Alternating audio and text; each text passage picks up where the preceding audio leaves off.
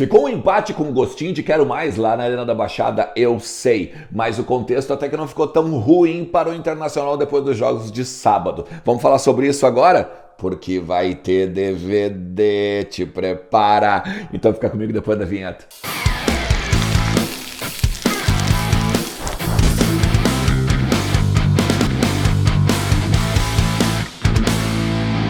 Fala Colorado, tudo beleza? Tudo certo com vocês? Estamos na área, né? Mais uma vez, vamos falar sobre o Internacional nesse domingão. Domingão, pelo menos aqui em Porto Alegre, tá um domingão cinza, tá um domingão frio, uma chuvinha de vez em quando, muito de leve. Eu espero que teu domingo seja ótimo, cara, que tu pegue e simplesmente faça um churrasco, que tu fique com os teus amigos, que tu fique com a tua família, que tu tenha um baita domingo mesmo, tá? Porque a gente merece, né, cara? Não só por ser colorado, né? Mas porque a gente merece dar uma descansada, a gente merece também ficar de boa, ficar de paz. O Internacional, cara, o Internacional que empatou diante do Atlético Paranaense lá na Arena da Baixada, e pelos resultados da rodada, até o momento não tá de todo ruim esse pontinho conquistado no Paraná, hein? Porque o Internacional com esse ponto conquistado diminui a diferença pro Corinthians, que tomou uma lavadinha, né? Tomou uma chapoletada do Ceará, o meu Corinthians, né, meu amigo?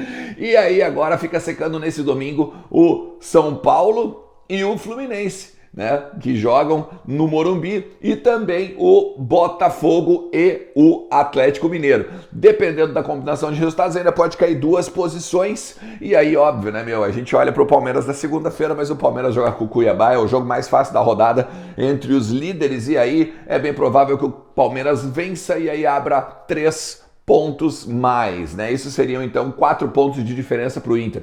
O Palmeiras iria a 33, 29 do Corinthians, 29 do Internacional. E aí, como eu disse, depende dos rivais ali, o Fluminense e o Atlético Mineiro, que ainda podem passar o Inter na rodada. Eu acho que o Inter foi bem, tá? Fazendo uma avaliação muito rápida aqui no vídeo. Eu acho que o Inter foi bem lá na Arena do Paraná. Poderia ter vencido o jogo com a bola do Johnny, né? Inclusive o Mano fala que poderia ter sido marcado o pênalti, porque o zagueiro bate no pé do Johnny antes dele, Johnny tentar fazer a conclusão a gol. Era o último lance, cara, era o Nossa Senhora do Gol cagado na essência, mas não deu, né, não deu. O Inter ainda que botou 2 bolas da trave, jogou melhor no primeiro tempo, principalmente, cara, eu acho que o Inter foi muito bem, e eu vivo dizendo aqui, o Mano, quando não ganha, né? Quando não faz os 3 pontos, quando empata, no caso, ele vende muito caro a derrota, muito caro a derrota. O time do Mano Menezes está muito conciso, o time do Mano Menezes está muito azeitadinho, fechado, pragmático, né? Um futebol pragmático. E aí, meu amigo, para ganhar no Mano tem que ser assim, aquele jogo do não. Tipo o Botafogo, tipo o Colo-Colo, que vamos falar sério, né, gente? São as duas derrotas que o Mano teve só, né, na frente do Inter, né, com o comando da casa-mata do Internacional. Vamos lá. O Mano também disse o seguinte, cara, que ele sabe que existe uma proposta para o Moisés, ele sabe que o Inter está indo atrás de jogadores principalmente para a função de camisa 9. O Inter precisa de um camisa 9, né, cara, porque o Wesley Moraes entrou ontem e vou te contar, né? Eu vou voltar a dizer, gosto dele como cara que faz parede, mas ele precisa fazer mais. Ele é um cara lento, um cara pesado. É difícil, né, fazer só a parede num jogo que às vezes não tá ele não existe o jogo, por exemplo, para só os meias entrarem na área, né? Mas o centroavante às vezes também tem que resolver. Quando o jogo tá difícil e não tá na espreita dos jovens, por exemplo, dos meias entrarem na área, fica bem complicado pro Inter. Então o Inter precisa de um centroavante. E aí a gente vai falar do Benedetto, tá? O Benedetto que jogou pelo Boca Juniors ontem à noite pelo Campeonato Argentino contra o Tajeres, perdeu um pênalti, tá? Perdeu um pênalti. E o que me disseram é o seguinte, cara, é bem complicada, bem difícil essa negociação, porque o Boca não quer emprestar. O Boca não quer emprestar, o Boca quer vender, porque o Boca tá vendo que tem muito time de olho nele, né? Tinha o próprio São Paulo, se eu não me engano, tava também de olho no Benedetto.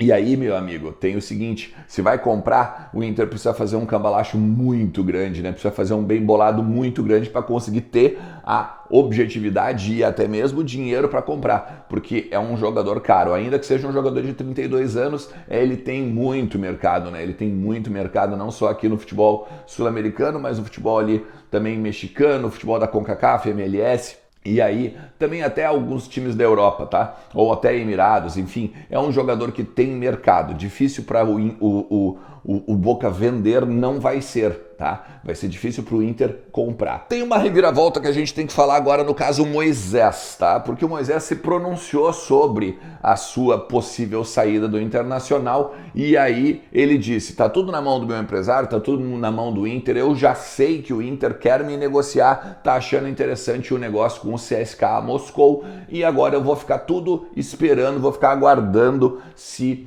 o meu empresário e o Inter vão finalizar lá com o clube da Rússia. Agora, tem o seguinte, se o Moisés sair, 102 jogos com a camisa do Inter, 3 gols marcados e, se eu não me engano, 16 assistências, tá? Nesse período todo que ele joga com a camisa do Internacional. Mas o melhor, meu amigo, não está na saída do Moisés.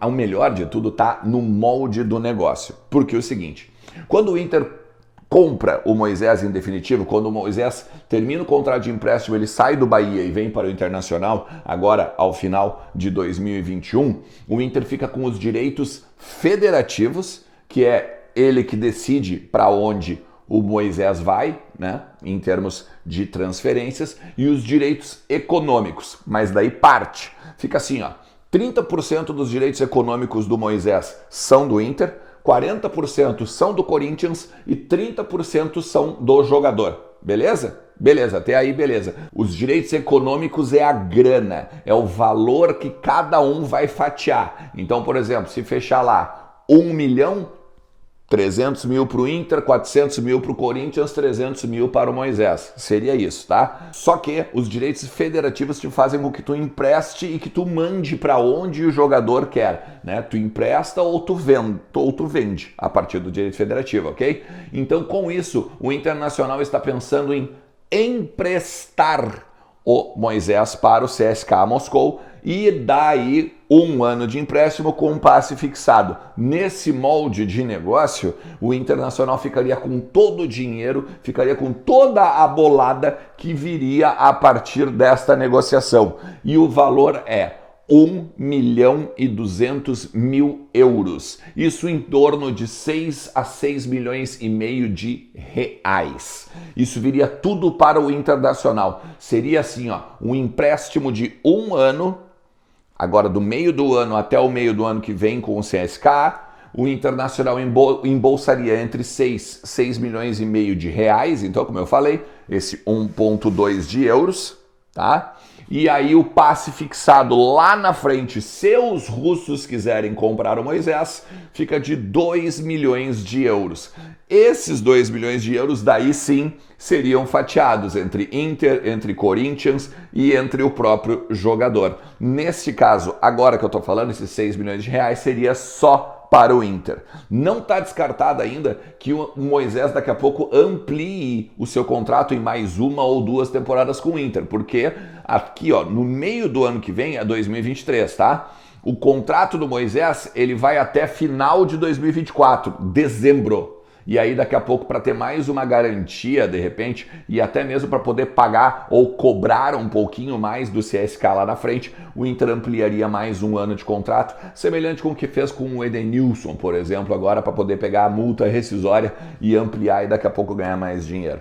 Essa é a negociação do Moisés, essa é a reviravolta aí que tá todo mundo, de repente, vai ficar meio apavorado, né? E de qualquer maneira tem que aí pegar e fazer o seguinte, ó, se for isso aqui, ó, se bater isso aqui, ó, parabéns, viu, William Thomas? Parabéns, direção do Internacional, que vai embolsar uma graninha legal. Vai, no mínimo, já pagar o que a gente pegou e gastou com o Moisés, né?